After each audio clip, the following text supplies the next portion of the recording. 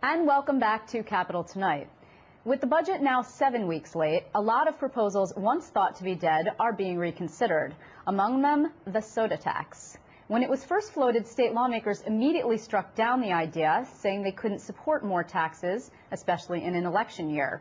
But with the Senate and Assembly still billions of dollars apart, there's a renewed push for a scaled-back fee on sugary drinks.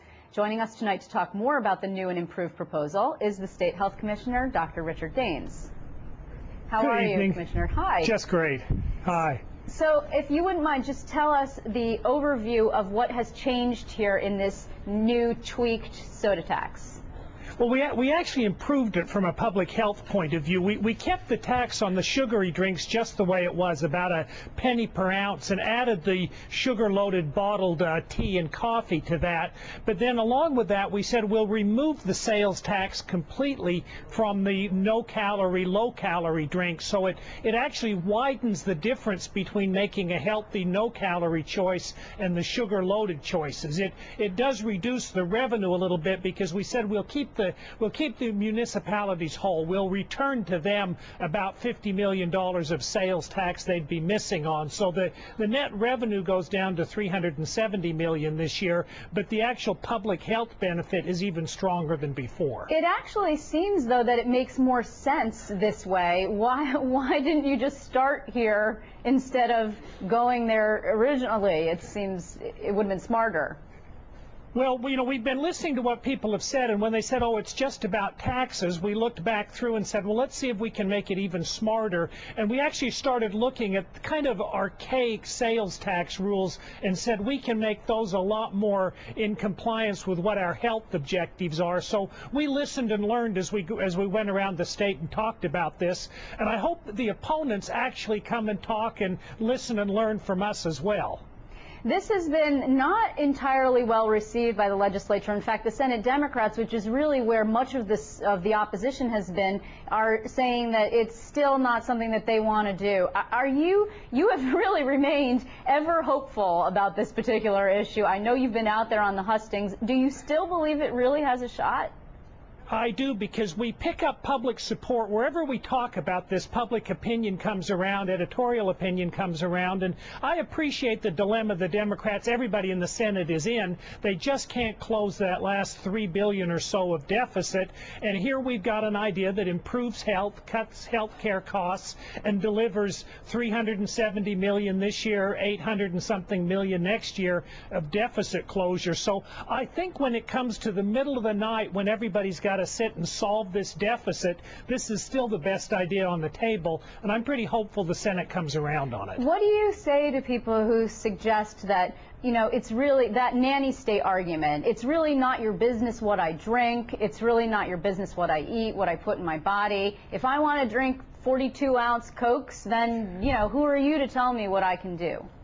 Well, remember, Coke and Pepsi and that bunch are spending billions of dollars a year making it their profit motive to have people overconsume those beverages. So we're correcting a price error that has been built in by subsidies and all of that. So what you're just saying to me then, if I'm hearing you right, is you're not saying don't drink it. You just want to create a disincentive for people to do something that you don't believe is appropriate for their health. Yes, that's right. If we'd walk our sugared beverage consumption back to where we were in the 70s and early 80s, we'd be a healthier, thinner society, and there's still plenty of profit there for the big beverage companies. They just need to sell a different product mix than they've evolved to selling at this point. You've actually resorted to some pretty creative stuff in trying to convince people in a public health campaign. And in fact, one of them, if I remember correctly, you were on YouTube last year with a big blob of fat, of fake fat. That it didn't work last year. What changed between last year and this year when it comes to the soda tax, or the fat tax, as people call it?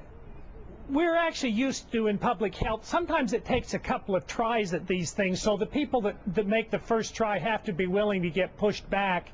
But also the scientific arguments have become much stronger. There's been a wave of publications supporting this. The other problem is our health care costs go up, our deficit is wider, and all of that comes together even more this year than it did last year. So just like with some of the tobacco control measures, the first time out of the box you may not get it, but people start to think about it, and you come back the next year, you make it a smarter, better proposal, and they come around. So I actually want, one of the things that you've done in terms of the public health campaign, public education campaign, is this very funny coloring book or coloring insert that I just want to show the viewers. You're familiar with it, correct? You've seen it. Robert Durlack in our department did that. He's really kind of a genius, and I think it was enormously creative. So it's actually a very tongue-in-cheek, because there's this picture right here of three kids, and you're supposed to color them in, and the last kid is very heavy. I guess if you were a heavy kid, you might take the wrong message from that. You might feel a little hurt.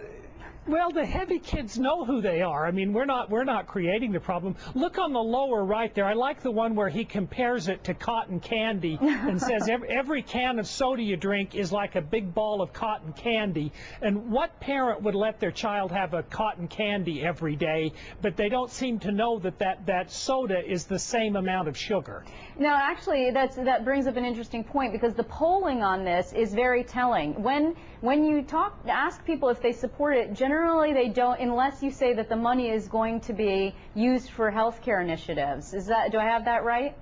Yeah, that's right. When you just say it's a fat tax, most people are against it. When you say it's a tax and it's going to fight obesity, they start to come around. And when you say it'll fight obesity and we'll put the tax money into supporting health care services, we can pick up a majority. It's a wonderful thing in 2010 to say, here's something that if you have an intelligent discussion with the public, people actually get persuaded. They change their minds and learn something.